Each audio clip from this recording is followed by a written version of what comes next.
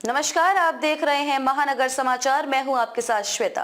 तो चलिए रुक करते हैं आज की बड़ी और प्रमुख खबर पर। एनडीए में अकेले पड़े उद्धव ठाकरे, शरद पवार ने कहा चुनाव के बाद चुनेंगे सीएम। महाराष्ट्र विधानसभा चुनाव को लेकर तैयारियां तेज हो गई हैं। चुनाव में सीटों के बंटवारे को लेकर महाविकास अघाड़ी और महायुति में दरार पड़ते दिख रही है। उद्धव ठाकरे चुनाव से पहले ही मुख्यमंत्री के चेहरे की घोषणा करने की बात कर रहे हैं। वहीं अब एनसीपी के प्रमुख शरद पवार ने दो टूक में जवाब दे दिया है। इससे यह कयास लगाए जा रहे हैं कि महाविकास अघाड़ी में मुख्यमंत्री फेस को लेकर राय बढ़ गई है। एनसीपी चीफ शरद पवार ने बुधवार को कहा कि एमवीए चुनाव के बाद सीटों के आधार पर सीएम का नाम तय करेगी। इससे सरकार प्राथमिकता। शरद पवार बुधवार को कोल्हापुर में मीडिया से बात कर रहे थे। इस दौरान उनसे सीएम फेस को लेकर सवाल पूछा गया। शरद पवार ने जवाब में कहा, अभी मुख्यमंत्री के चेहरे पर जोर देने का कोई मतलब नहीं है। महाविकास अघाड़ी एक साथ बैठकर मुख्यमंत्री पद पर फैसला करेगी। विधानसभा चुनाव के बाद सीटों की संख्या के आधार पर फैसला होगा कि मुख्यमंत्री कौन होगा। अभी महाविकास अघाड़ी को बहुमत मिलना जरूरी है। लोगों के समर्थन के बाद स्थिर सरकार देना जरूरी है। उन्होंने कहा कि वह चाहते हैं कि एमवीए सीट बंटवारे की प्रक्रिया पूरी करे और जल्द से जल्द चुनाव प्रचार शुरू करे। पवार ने कहा, एमवीए नेताओं को 7 से 9 सितंबर के बीच बातचीत शुरू करनी चाहिए। उन्होंने यह भी कहा कि उन्हें उम्मीद है कि चुनाव प्रक्रिया नवम्बर के दूसरे सप्ताह तक पूरी हो जाएगी।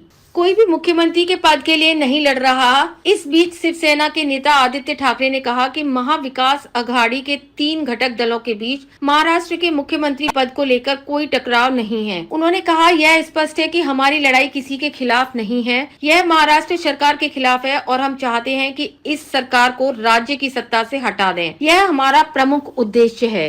एमपी के मुख्यमंत्री पद के दावेदार का नाम चुनाव के बाद तय होने के शरद पवार के बयान पर उन्होंने कहा, यह सही है, आंतरिक चर्चा होगी। कोई भी मुख्यमंत्री के पद के लिए नहीं लड़ रहा, लेकिन सीटों को लेकर रस्साकसी हो सकती है। सभी हर सीट पर दावा करेंगे। राज्य सरकार को आड़े हाथ लेते हुए पूर्व मंत्री ने कहा कि शासक मुंबई को बेच रहे हैं। 1977 में भी हुआ था ऐसा। इमरजेंसी के बाद देश के चुनाव हुए थे। इस चुनाव में जयप्रकाश नारायण ने सभी विपक्षियों से एकजुट होने की अपील की थी। जब वो सब एक साथ आए तो चुनाव में कोई चेहरा नहीं था। चुनाव के बाद मोरारी जी देसाई का नाम प्रधानमंत्री पद के लिए आया। तब तक उनका नाम कहीं नहीं आया था। वह फैसला चुनाव में बहुमत मिलने के बाद हुआ। सुप्रिया सुले ने 2 सितंबर को एक इंटरव्यू में कहा था, हमारे लिए सेवा मायने रखती है, हम पद को महत्व नहीं देते हैं। अगर देश की सेवा करनी है तो आप किस पद पर काम करते हैं ये मायने नहीं रखता है। मैं बस चाहती हूँ कि महाराष्ट्र का सीएम ऐसा हो जो दिल्ली के सामने न कभी झुका है और न कभी झुकेगा। हमारी पार्टी उस रेस में नहीं है। सुप्रिया से जब पूछा गया कि क्या उद्धव ठाकरे फिक्स से मुख्यमंत्री बन सकते हैं,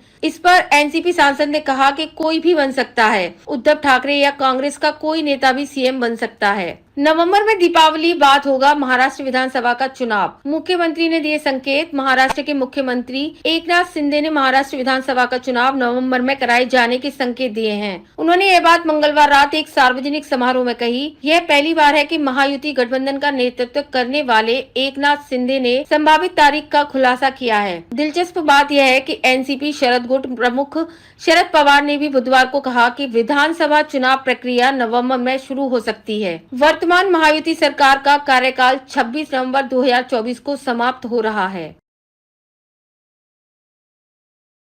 खबर के अंत में खबरों में अब तक के लिए बस इतना ही। फिर होगी आपसे मुलाकात ऐसी ही बड़ी किसी खास खबर के साथ। तब तक के लिए नमस्कार और देखते रहिए महानगर समाचार।